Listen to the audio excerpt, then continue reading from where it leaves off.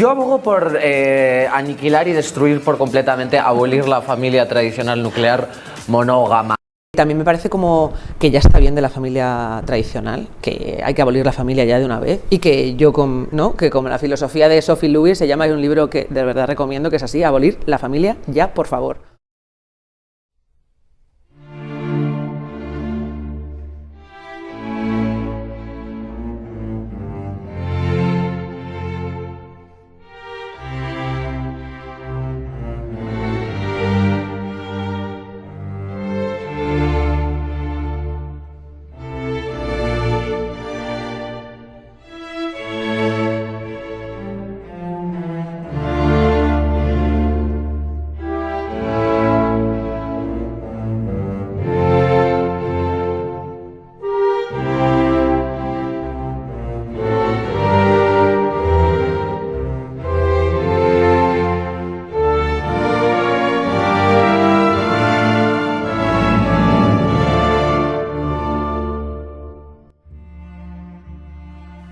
Afirma el escritor Nicolás Melini en un artículo más o menos reciente. Lo que es humildad del autor ahora se interpreta como arrogancia. Ciertamente se diría que la excelencia es hoy denigrante para el que la alcanza, como si hubiera de pedir licencia para destacar y, por supuesto, reunir previamente las características oportunas que favorezcan el relato hegemonizado. Es decir, que de acuerdo con la identidad que se te asigne, necesitas autorización para distinguirte por encima del resto, permiso para descollar. Luego, ejercer tu preeminencia en algún arte, sin el beneplácito de estos agentes, ofende por el desempeño de un privilegio considerado arbitrariamente ilegítimo. El genio es tachado de elitista, discriminatorio y segregador, cuando no de mito absurdo. Desde esta perspectiva, quien estuviere dotado de genio e hiciere uso de él, estaría aprovechándose de una ventaja natural o adquirida, pues no solo el talento innato, sino también la capacitación a través del esfuerzo, la tenacidad, el sacrificio, incurren en un alarde capacitista que favorece prejuicios de clase, excluyentes y opuestos al progreso.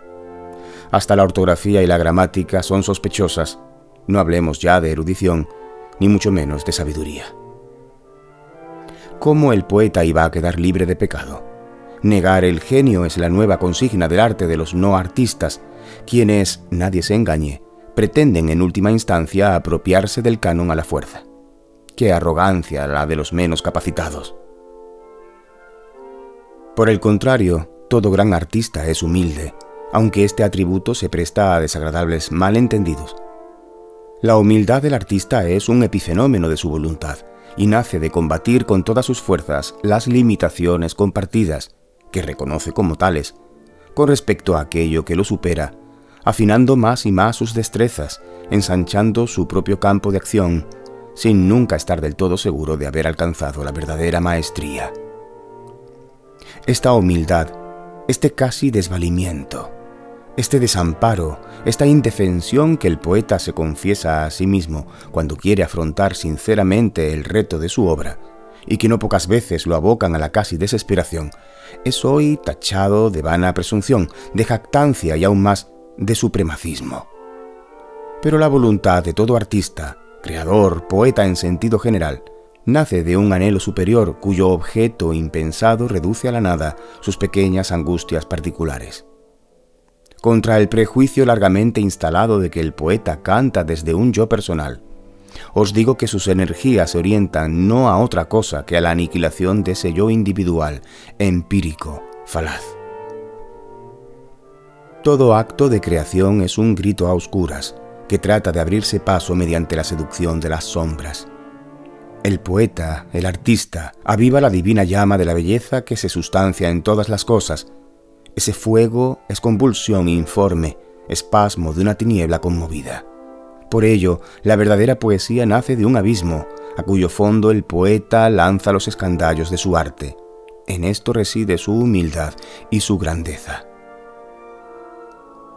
La luz marca el nacimiento de lo sagrado, y es la luz el arquetipo universal que confiere unidad temática a toda mi obra, ya desde mi ópera prima, de la que se cumple este año el primer cuarto de siglo. Baste recordar las dos citas que la abren, La primera, del peruano César Moro. Yo pertenezco a la sombra y envuelto en sombra yazgo sobre un lecho de lumbre.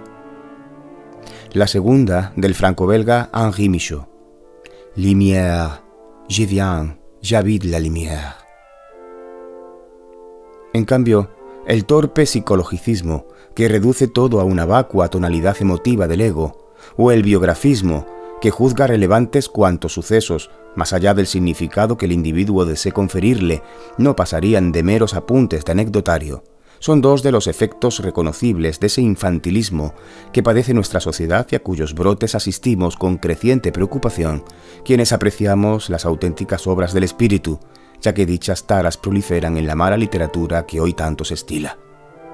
Quizá el problema radique en el hecho de que el mercado, que aglutina todo tipo de instrumentos a su disposición, prima al autor por encima de la obra, cuando éste no debiera ser más que un trasunto de lo que realmente nos concierne, la obra donada al tiempo, en cuya expresión original se revelan los grandes universales. Sin embargo, las profundas experiencias humanas parecen ceder hoy ante el ruidoso empuje de los conatos narcisistas. Los temas fundamentales son devorados por una plaga de asuntos intrascendentes. Lo genuino ha sido adulterado, el espíritu asolado. Solo queda una ridícula fachada con que los arrogantes predican su falsa modestia. Sed orgullosos, poetas, y que vuestro orgullo no se confunda con la vanidad ni con un exceso de la propia estimación. Sabed que ese orgullo proviene de la a veces inconsciente temeridad de quien persigue un sublime anhelo, a una costa de ignorar la verdadera escala de fuerzas que se oponen a su consecución. Está en juego nada menos que la eternidad, que no es otra cosa que el cumplimiento de un destino. ¿Y cuál es el destino especial del poeta? La consumación de un estilo, entendiendo por tal la huella que el alma imperecedera imprime en los materiales efímeros con que conforma su obra. Uno está dispuesto a resignarse en lo atañente a su problemática relación con el siglo, contra cuyo gusto erige su canto. Uno puede aceptar la pobreza material como resultado de tamaña osadía y hasta dejarse lapidar por las hordas caníbales.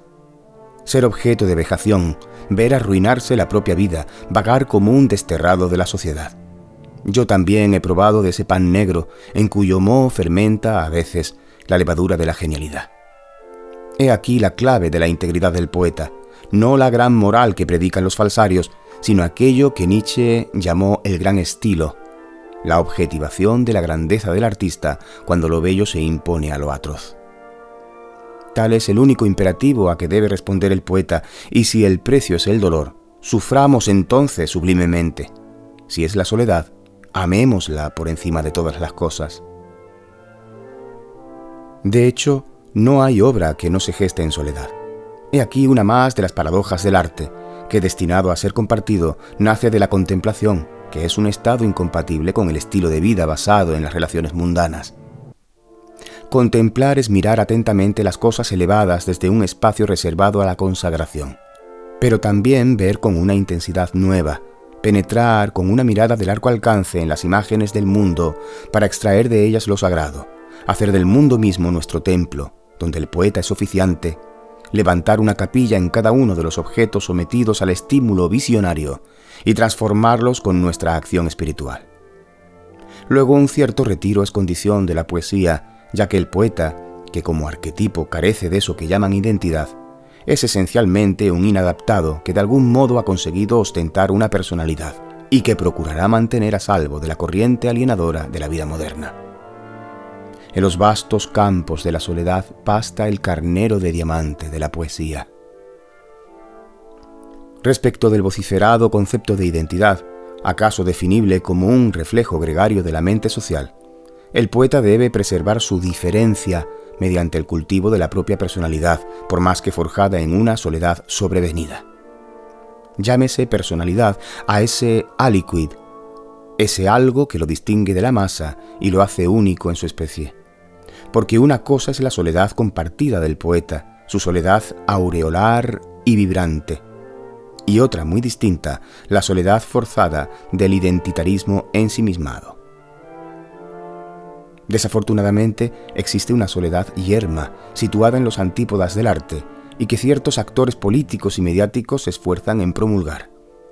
Una soledad que, como tantos dramas de nuestro tiempo, pasará por convertirse en un lucrativo negocio para los siempre activos enemigos de la humanidad. Soledad inventada que tratan de imponernos a costa de nosotros mismos. Soledad traicionera, frívola, envilecedora, paupérrima. Cúrenos de esta soledad de muerte la poesía, con su soledad hermanada, fraterna soledumbre en heredad de belleza. And all I loved alone. Y todo lo que amé, lo amé solo.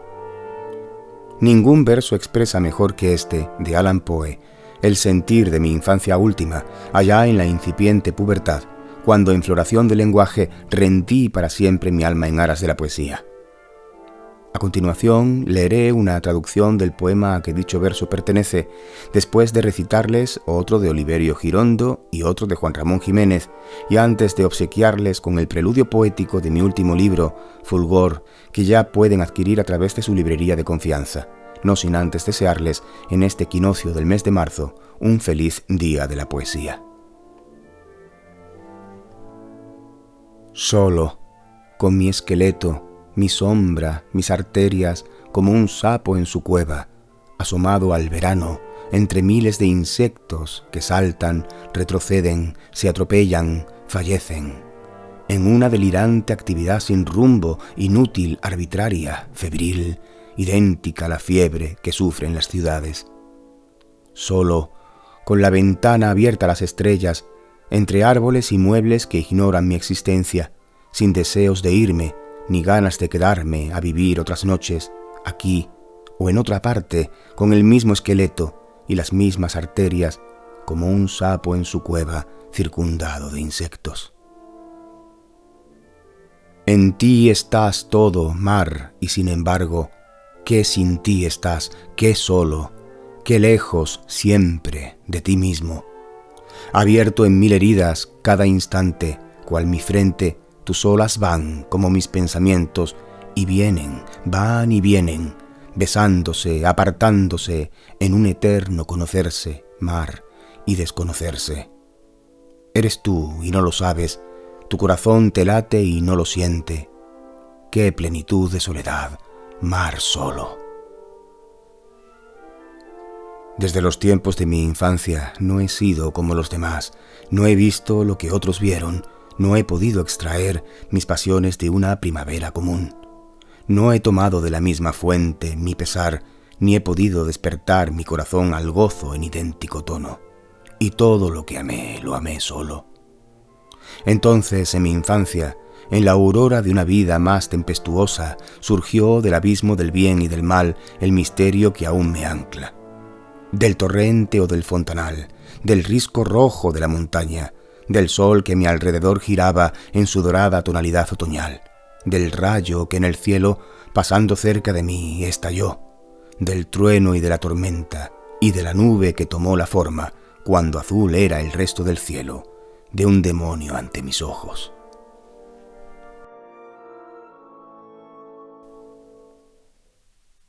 Cada palabra, cada imagen levanta su capilla, va trazando el secreto mapa de los seres cuyo elemento único es la luz, y el espíritu, recreado en la dicha de su ignorancia recién aprendida, asilas en el fúlgido sueño de las abejas.